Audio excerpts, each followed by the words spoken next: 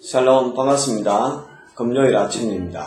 오늘도 저와 여러분들이 하나님의 말씀을 통하여서 새 힘을 얻기를 바랍니다.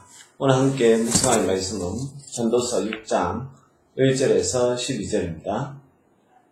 내가 해 아래에서 한 가지 불행한 일이 있는 것을 보았나니 이는 사람의 마음을 무겁게 하는 것이라.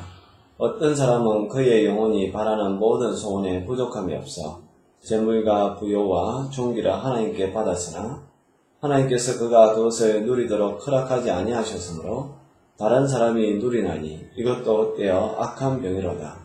사람이 비록 100명의 자녀를 낳고 또 장수하여 사는 날이 많을지라도 그의 영혼은 그러한 행복으로 만족하지 못하고 또 그가 안장되지 못하면 나는 이르기를 낙태된 자가 그보다도 낫다 하느니 낙태된 자는 헛되이 왔다가 어두운 중에 가매 그의 이름이 어둠에 덮이니 햇빛도 보지 못하고 또 그것을 알지도 못하나 이가 그보다 더 평안하니라. 그가 비록 천년의 갑절에 산다 할지라도 행복을 보지 못하면 마침내 다 한 곳으로 돌아가는 것뿐이 아니냐. 사람의 수고는 다 자기 입을 위함이나 그 식욕은 채울 수 없느니라. 지혜자가 우매자보다 나은 것이 무엇이냐. 살아있는 자들 앞에서 행할 줄 아는 가난한 자에게는 무슨 유익이 있는가. 눈으로 보는 것이 마음으로 공사하는 것보다 나으나 이것도 헛되어 바람을 잡는 것이로다. 이미 있는 것은 무엇이든지 오래전부터 그의 이름이 이미 불린 바 되었으며 사람이 무엇인지도 이미 안 받았나니 자기보다 강한 자와는 능히 다툴 수 없느니라. 헛된 것을 더하게 하는 많은 일들이 있나니 그것들이 사람에게 무슨 유익이 있으랴. 헛된 생명의 모든 날을 그림자같이 보내는 일평생에 사람에게 무엇이 낙인지를 누가 알며 그 후에 해 아래에서 무슨 일이 있을 것을 누가 능히 그에게 구하리요. 아멘. 계속해서 솔로몬 왕은 우리가 이 세상에 살아갈 때에 자기가 많은 것을 가지고 있는 것 같지만 결국 나중에는 아무것도 가지고 갈 수 없을 뿐만 아니라 또 그것을 다른 사람이 누리는 그런 아픔을 겪는 그런 순간도 있다라고 이야기하고 있습니다. 1절에서 이제 2절까지 말씀 가운데 보면 그런 부분이 나와 있는데요. 2절에 보면 어떤 사람이 그의 영혼이 바라는 모든 소원에 부족함이 없도록 재물과 부요와 존귀를 하나님 앞에 받았습니다. 그런데 이제 하나님께서 그것을 누리도록 허락하지 아니하셨기 때문에 도리어 더 큰 불행이라는 거죠. 차라리 없었으면 원래 없었기 때문에 자기가 그것을 이용하지 못하니까 그냥 없는 가운데에서 자기가 그걸 쓰지 않으니까 그냥 괜찮은데 많이 가지고 있는데 그걸 사용하지 못할 때의 마음은 더 아픈 것이라고 이야기하고 있습니다. 누가복음 12장에 어리석은 부자, 그것을 우리가 늘 기억을 해야 되는데요. 그래서 예수님도 주라. 그래야면 너희에게 흔들어 넘치도록 주실 것이다 라고 이야기합니다. 우리는 소유를 위해서 사는 것이 아니라 나눔을 위해서 사는 것입니다. 우리가 나눌 때에 소유가 의미가 있는 것이지 나누지 않는 그 소유 또 나누지 않는 그러한 이 정욕, 욕심 그러한 것들은 나중에 그것 때문에 자기 인생이 망하는 것을 보게 됩니다. 오늘은 특별히 이제 제가 큐티를 하면서 그 뒤에 배경을 보시면 여러분들이 아시겠지만 그냥 흰 벽이지 않습니까? 제가 의도적으로 이제 이렇게 이 벽 앞에 서 있는데 결국 우리 인생은 나중에 이 벽과 같이 흰 벽과 같이 아무것도 남길 수가 없는 그런 인생이란 사실입니다. 그것을 안다라면 지금 내가 가지고 있는 것을 나누는 그런 모습이 참 아름다운 모습이 아니겠느냐 생각을 합니다. 사실 어제도 옛날 그 어릴 적 그 친구가 연락이 와서 비록 자기도 어렵게 살지만 그래도 목사인 그 친구가 이제 작은 교회를 이제 개척을 해서 신앙생활을 하고 있고 또 목회하는 것을 보면 자기가 적지만 그래도 이제 우리 가족 식사하라고 아주 적은 돈을 보내주었습니다. 그것을 이제 받고 이제 있던 중에 또 마침 또 배가 좀 고픈 그런 또 자매가 있어서 이제 우리 가족과 함께 또 그 자매와 함께 참 풍성한 그 식사를 나누었습니다. 참 그 친구에게 고맙기도 하고 또 한편 보면 목사인 제가 배워야 할 것도 많습니다. 그 친구도 형편이 넉넉하지 않음에도 불구하고 그래도 주의 일을 하는 주의 종인 목회자를 섬기고자 하는 그 마음이 너무 감사했고 또 저도 그냥 우리 가족끼리 식사할 수 있었는데 마침 그때에 식사 시간에 함께 식사할 또 귀한 또 자매가 있어서 더불어서 같이 풍성한 식사를 하는 그런 은혜를 누렸습니다.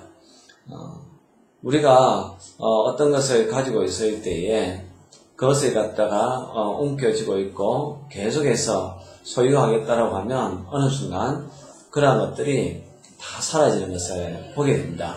그래서 꼭 여러분들에게 부탁드릴 것은 하나님의 것은 하나님에게 꼭 구별하여서 드려야 됩니다. 그리고 예수님이 이야기한 것처럼 또 우리가 그 세상 사람들에게 나보다 더 약한 사람들, 나의 도움이 필요한 사람들에게는 또 기꺼이 내가 가진 것이 얼마이든지 간에 또 내가 가지고 있는 능력, 은사가 무엇이든지 간에 그들을 위해서 섬길 줄 알고 나눌 줄 아는 그런 믿음의 사람들, 또 의미있고 가치 있는 그런 삶을 살아가는 우리 하나님의 자녀들이 될 수 있기를 바랍니다. 그렇게 될 때에 하나님께서 여러분들에게 더 좋은 것을 주시고 또 우리는 또 그것을 통하여서 나눔을 실천하여서 하나님의 사랑을 증거하는 증인의 삶으로 살아갈 수 있게 된다는 사실입니다. 그래서 세상에 제일 불행한 사람이 누구냐라고 했을 때에 많은 것을 가졌지만 그것을 누리지 못한다는 것이죠. 특별히 우리가 최근에 그 재벌가에서 일어나는 일들을 보면 그 많은 부는 한 사람이 그렇게 수고해서 했는데 결국 그 부 가지고 싸우는 사람은 누구냐면 자식들이 그것을 가지고 싸우는 것을 보게 됩니다. 그 부모는 죽도록 고생만 해놓고 결국 그 재산은 자녀들이 다 가져가는 그런 아픈 현실을 보게 됩니다. 그럼 꼭 그런 재벌가 뿐만 아니라 우리의 작은 가정 속에서도 그런 것을 일어나는 것을 보게 됩니다. 유산 때문에 이 상속금 문제 때문에 형제들끼리 갈라지고 부딪히고 적이 되는 것 얼마나 마음이 아픈 순간입니까?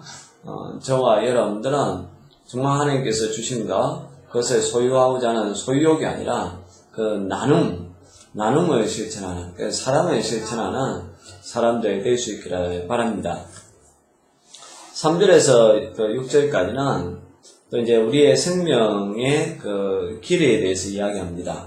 3절에 보면 사람이 비록 100명의 자녀를 낳고 또 장수하여 사는 날이 많을지라도 그의 영혼은 그러한 행복으로 만족하지 못하고 또 그가 안정되지 못하면 나는 이르기를 낙태된 자가 그보다도 낫다 한다 라는 표현을 쓰고 있는데 이 100명의 자녀 얼마나 많은 그 자녀입니까? 그리고 또 이제 장수하여 사는 날이 많다 할지라도 그의 영혼이 행복하지 않다면 차라리 태어나지 아니함만 못하다라고 이야기합니다.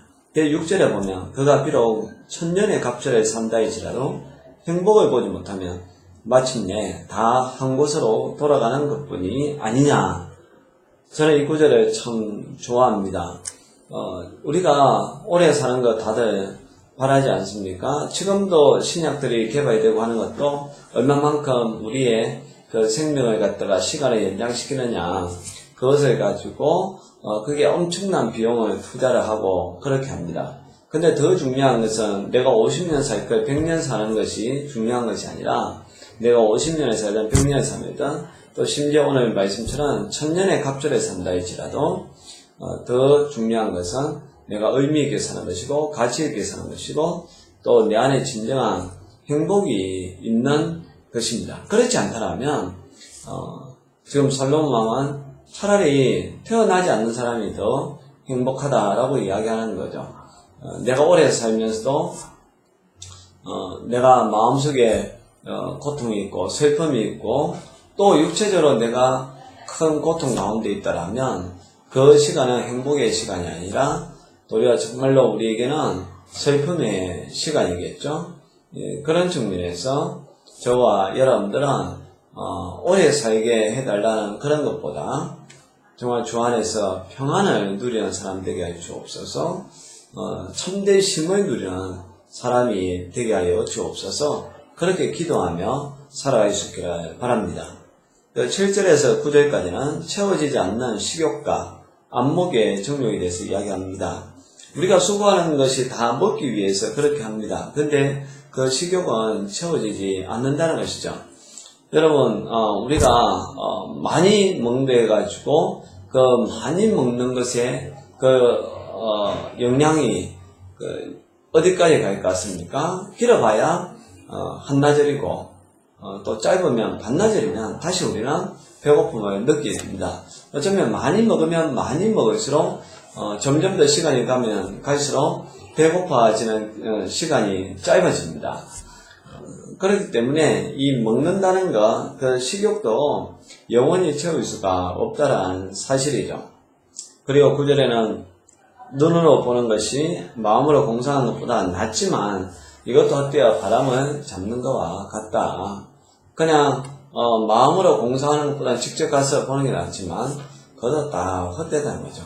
때로는 차라리 그냥 마음으로만 생각하는 게 나을 수도 있습니다. 눈으로 보면 우리가 유혹에 빠지기 쉽고 또 실제적으로 그것을 행하면서 우리는 죄를 짓게 되는 그런 순간이 오기 때문에 그렇다는 것이죠.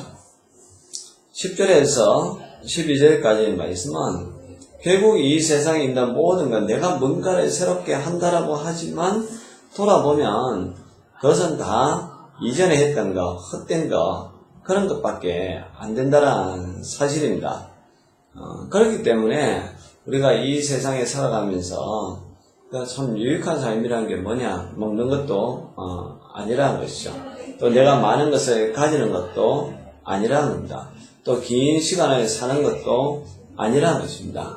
우리의 진정한 그 삶의 목적은 하나님의 영광을 위하여 사는 것이고 또 그렇게 살 때에 세상 사람들이 주는 평안이 아니라 하나님이 우리에게 주는 참된 평안을 누리며 산다는 사실입니다.